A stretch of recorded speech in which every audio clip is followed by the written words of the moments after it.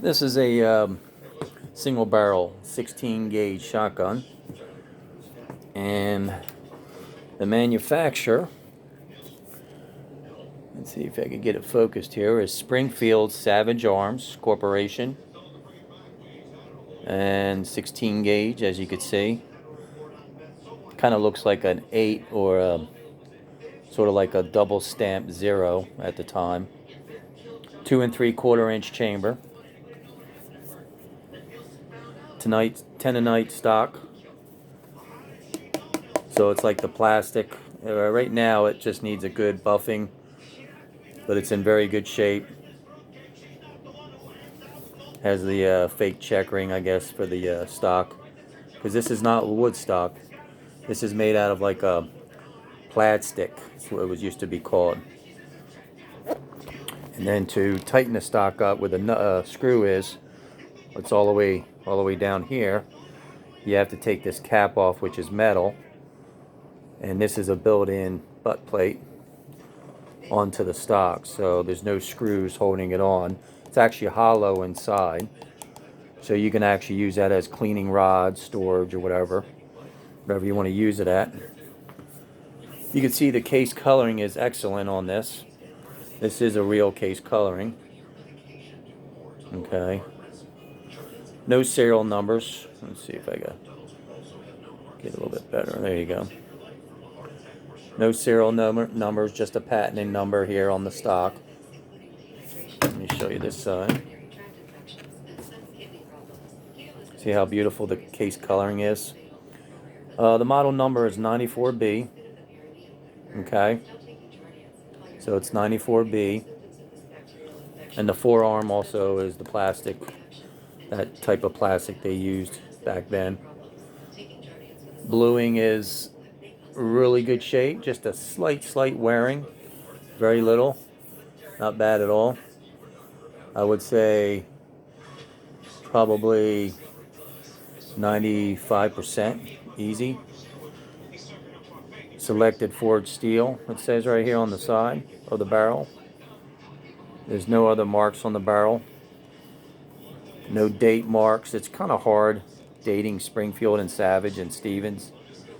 A lot of times there is some type of mark here. It looks like a tree. I don't know what that is. I haven't looked that up, so I don't know. Now this particular shotgun, 16 gauge Springfield Savage, was made probably around 1940 to 1948.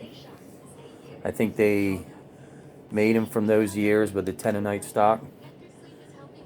I think I'm pronouncing it right. I don't know. I'm not an expert on this type of material, but correct me if I'm pronouncing it wrong. Again, it's like a heavy plastic, sort of. Now to break this down, it just pulls right out the forearm, as you can see. It's in really good shape. I don't think it was used that much. Okay. So there's the forearm. And I think there's a letter right here. There's a V. It looks like a V right there. And then what you do is you just break open with the lever here. And then it just pops right off. So, let me put that down. You can see there's still a lot of case coloring in here. A lot of case coloring on the sides. This wasn't top of the line back then, but it was pretty well built, and I'll show you how tight it, when you close it, how awesome it sounds, and it's really tight. A lot of times these stocks out of this material, the Tenite, whatever, would melt in this extreme heat. You know, if they put them in their trucks or if they keep them in a hot area, they actually would warp and melt. This one seems to be right on. It kind of looks like it's going, but it's not. It's actually, it is straight. I checked it. It's very straight. As you can see here, say there. But it needs a good, what you could do is you could use like a car buffing compound, really fine, and use a machine and just buff it up really nice with that. Give it a nice wax and then a polish. You know, just like you're doing a car. Use maybe plastic polish if you want, or plastic compound that won't scratch it too well. But I mean, just to get a lot of these fine scratches out of here and marks. And then there's some paint on here, these little paint spots, and they'll come up really nice. Not too much time on it.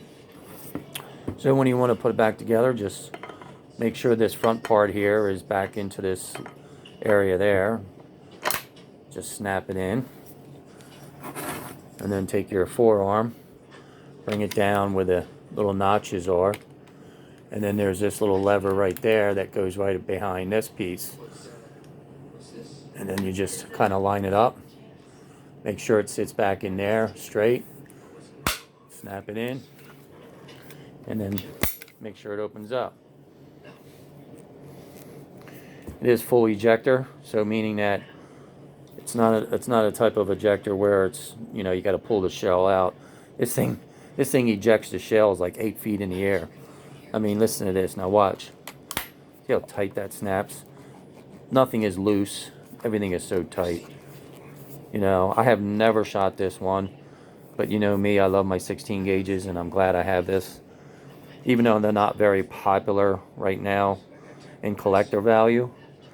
But since this was made between 1940 and 1948, it's pretty old. You gotta remember, it's at least, what, 70, 75, 80 years old. And it's in great shape and still has all the coloring. This stock and the forearm's in great shape. It just, like I said, it needs a compound and buff and polish. And it will come up at least 60, 70% better than what it is and get a lot of the fine scratches out. But when you see how that sounds, let's do it again. Ready? Watch this. Boom. So if you have a shell in here, it actually just snaps it right out. It's funny. You don't want to sit here and after you're done shooting like this, you don't want to put this up towards you and your face is right up in this area. That thing will get you right in the face. You know, knock you out, because this automatic ejector here is. It's really, really powerful. You know, it's nice to have those on some double barrels or single barrels. But that's a little loose right there. I don't know why I have to take this stock off and see if that's supposed to be loose. I'm not sure. Maybe I have to tighten it up inside. I don't know. But the hammer, as soon as you put a shell in there, you cock the hammer back when you're ready to shoot. So everything's tight there. The hammer's very, very tight. Trigger works really good. Nothing wrong with the trigger. Everything's great with this. I would not get rid of this for less than $300, you know. I mean, I know you could still pick them up for $100 to $200 sometimes, but this condition, I mean, it's in great shape. Great shape, you know. I just like it. It means a lot to me, so. There's no serial numbers on this, so of course it's way post-dated before 1968, where you needed to serialize all firearms after 1968. But again, this was 40 to 48, so it's interesting, you know. And I've never really cared for these type of stocks in this plastic. This is my only one that I have, but I could buy another one. I mean, I'm getting to like them. All right, it has a 28-inch barrel with a beaded front sight. You know, 16 gauge puts up a punch. You know, a lot of people love 12 gauges, and I don't. Yeah, I do have some 12 gauges, but I love my 16s. It still does a nice punch, depending on what shells you use.